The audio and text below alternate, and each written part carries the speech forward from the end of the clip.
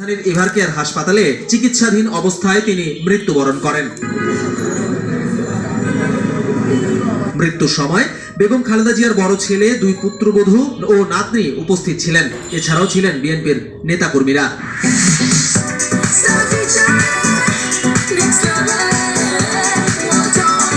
Press wing এর এক বার্তায় বেগম জিয়ার মৃত্যুর সংবাদটি নিশ্চিত করেছেন তার ব্যক্তিগত চিকিৎসক ও বিএনপির জাতীয় স্থায়ী কমিটির সদস্য অধ্যাপক ডাক্তার AZM জাহিদ হোসেন।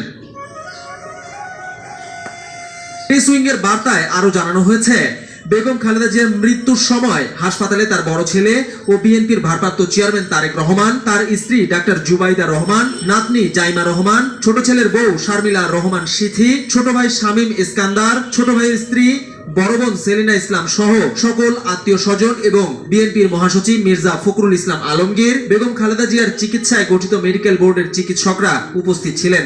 বেলা 10:30টার পর হাসপাতাল থেকে তারেক রহমানকে বেরিয়ে যেতে দেখা গেছে। 2020 সালে সরকারের নির্বাহী আদেশে শর্ত সাপেক্ষে মুক্তি পেয়েছিলেন বেগম জিয়া। গত বছরের জুলাই-আগস্ট আন্দোলনের মধ্য দিয়ে শেখ হাসিনা সরকারের পতন হলে রাষ্ট্রপতি মোহাম্মদ শাহাবুদ্দিন সংবিধানের 49 অনুচ্ছেদের ক্ষমতা বলে সাবেক প্রধানমন্ত্রী খালেদা জিয়ার দণ্ড মওকুফ করেন। এবছর 23 নভেম্বর রাতে রাজধানীর এভারকেয়ার হাসপাতালে ভর্তি হন। দফায় দফায় তার শারীরিক পরিস্থিতির অবনতি ও স্বল্প উন্নতির মধ্য দিয়ে হাসপাতালের সময় পার করছিলেন সাবেক এই প্রধানমন্ত্রী। চলতি বছরের 8 জানুয়ারি উন্নত চিকিৎসার জন্য লন্ডনে যান বেগম জিয়া। 4 মাস পর 6 মে কাতারের আমির Sheikh Tamim bin Hamad Al থানির দেওয়া এয়ার অ্যাম্বুলেন্সে তিনি দেশে ফেরেন।